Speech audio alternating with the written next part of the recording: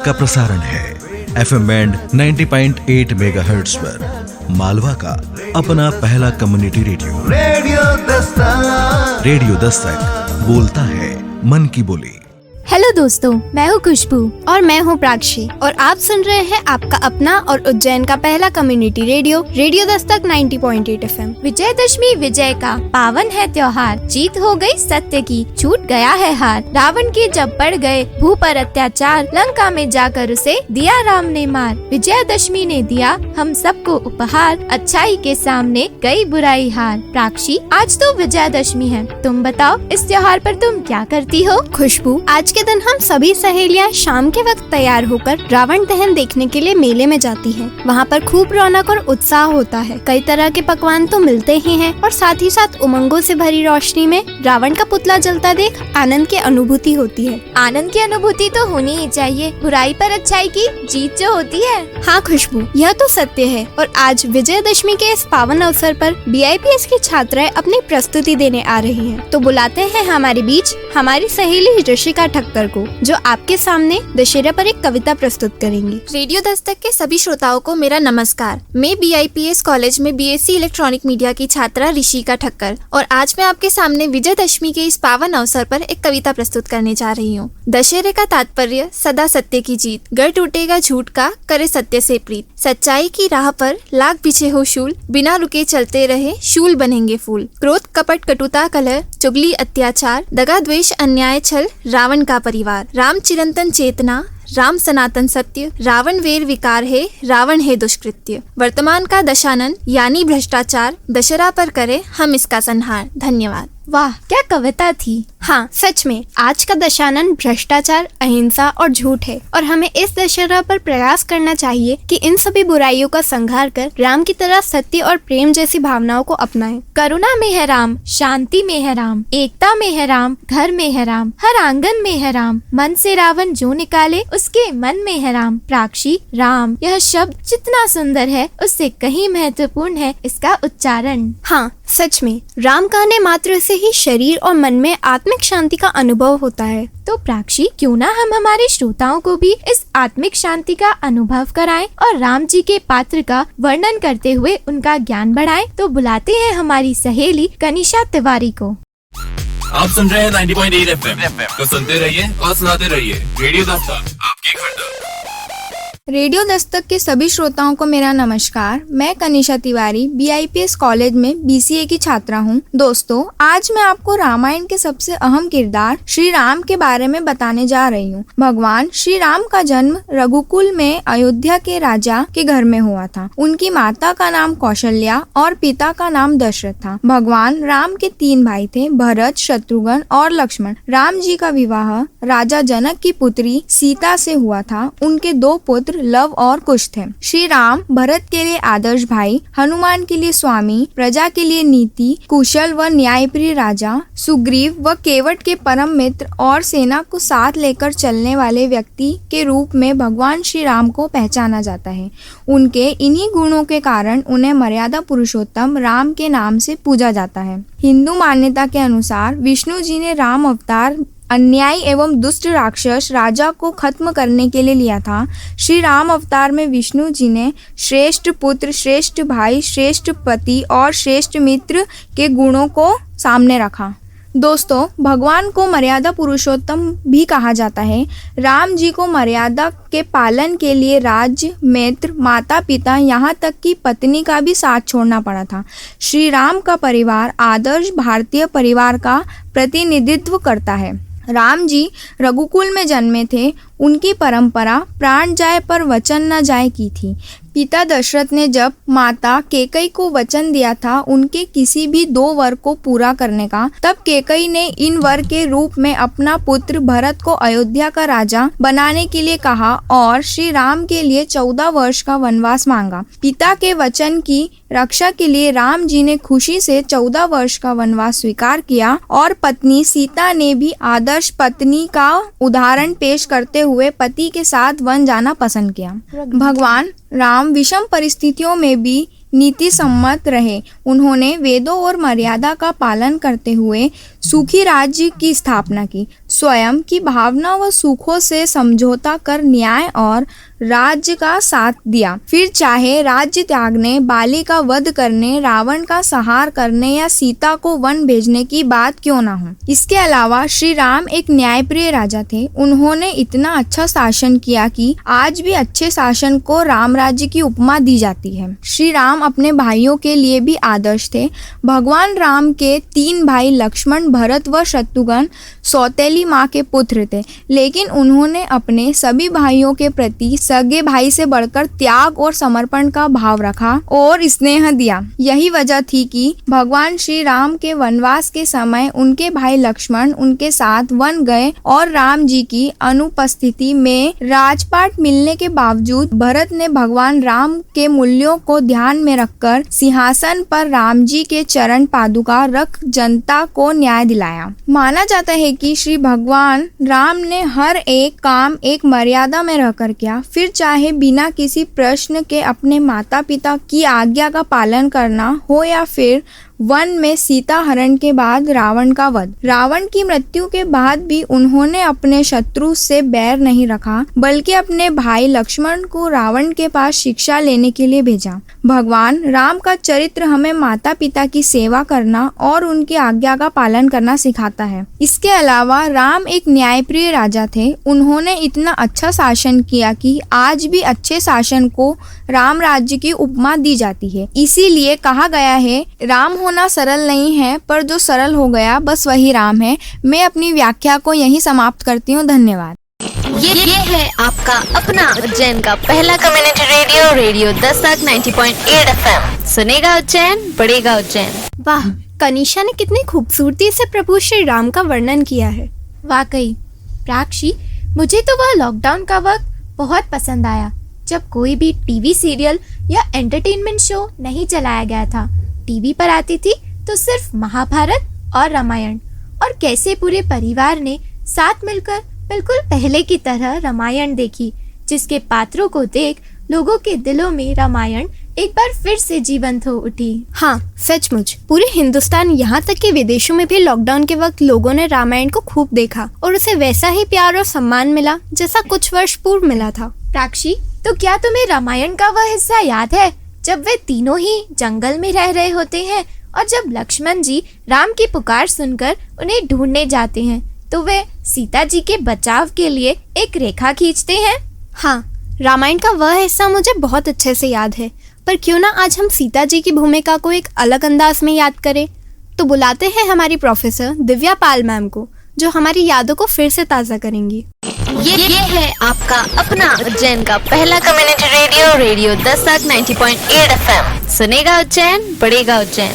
Radio Dastak के सभी श्रोताओं को मेरा नमस्कार और मैं हूं आपके साथ दिव्या पाल। माँ सीता ने नारी को दिलवाया सम्मान, खुद सहा कष्ट श्री राम के मान सम्मान पर, न आने दी कोई भी आँच, ऐसी माता को मेरा कोटि कोटि प्रणाम। भूमि से जन्मी भूमिजा बनी सीता, जनक की सुकन्या जानकी बनी सीता, बहनों की प्राण प्यारी दीदी बनी सीता, मिथिला का गौरव मैथिली बनी सीता, स्वयंवर की महागथा बनी सीता, राम के सपनों की सुंदरी बनी सीता, रघुकुल में ब्याही रघुकुल वधू बनी सीता, राम की प्रिय राम दुलारी बनी सीता, माताओं की गुणी बहू बनी सीता, देवों की माननी भाभी बनी सीता।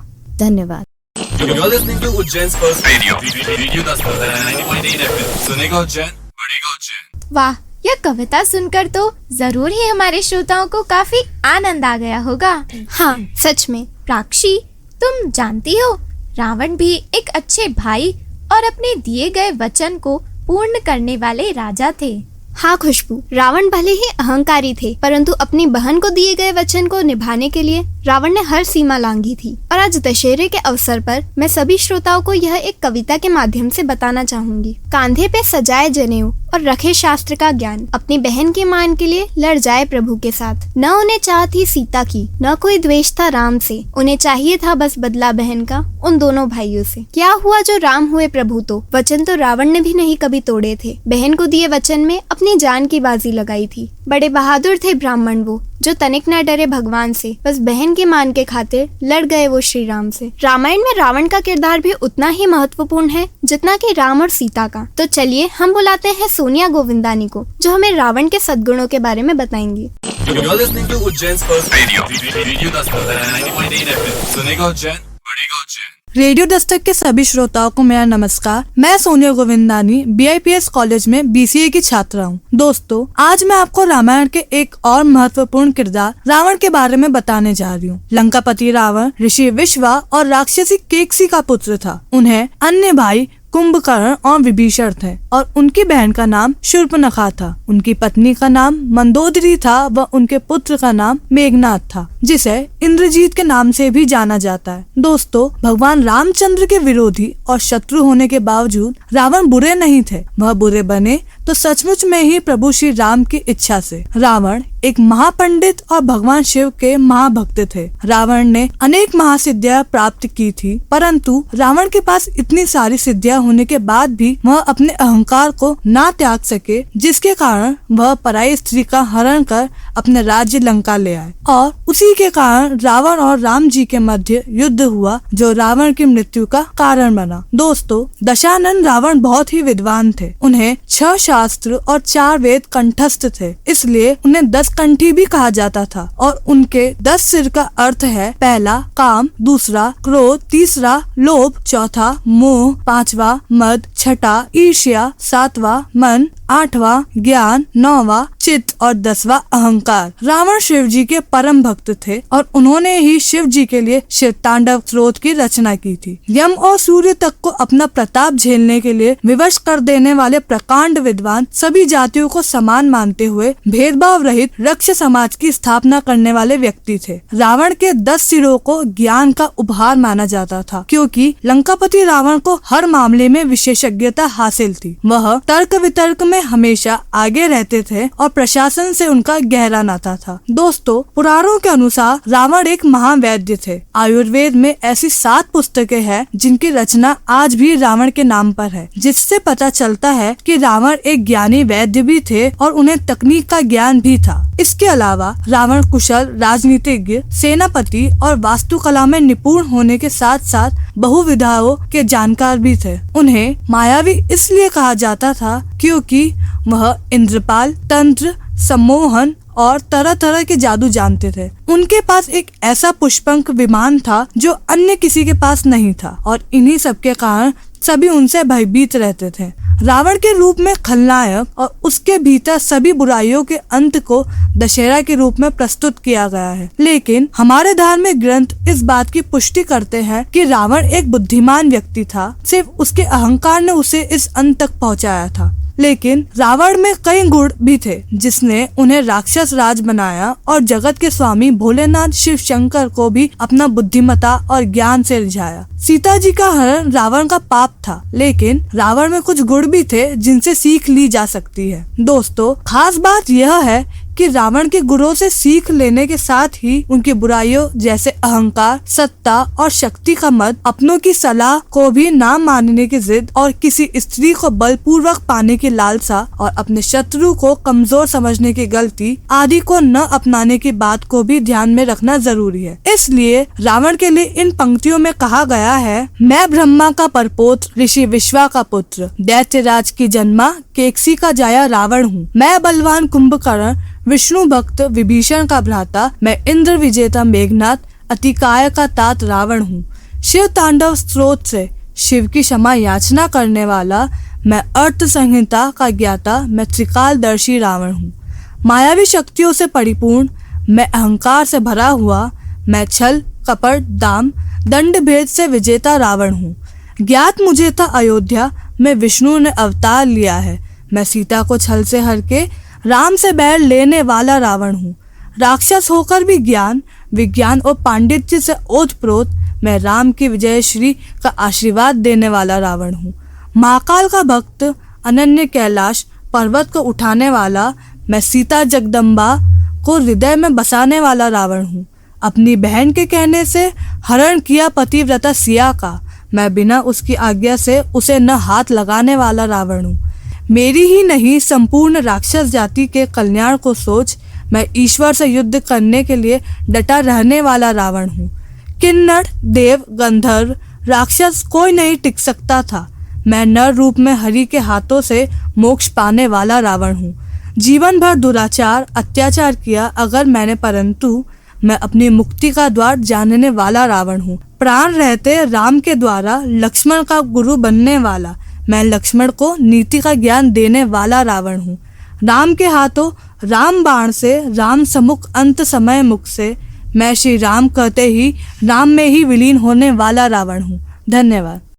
ये है आपका अपना उज्जैन का पहला community radio, radio Dastak 90.8 FM। सुनेगा उज्जैन, बढ़ेगा उज्जैन। वाह, हमें उम्मीद है कि रावण के सद्गुणों के बारे में जानकर हमारे श्रोताओं को काफी आनंद आया होगा। हाँ, सचमुच रावण में भी अच्छाइयों की कमी नहीं थी। तो चलिए अब बुलाते हैं सुरभि श्रीवास्तव को, जो सीता मैया के ऊपर एक सुंदर सी कविता सुनाएंगी।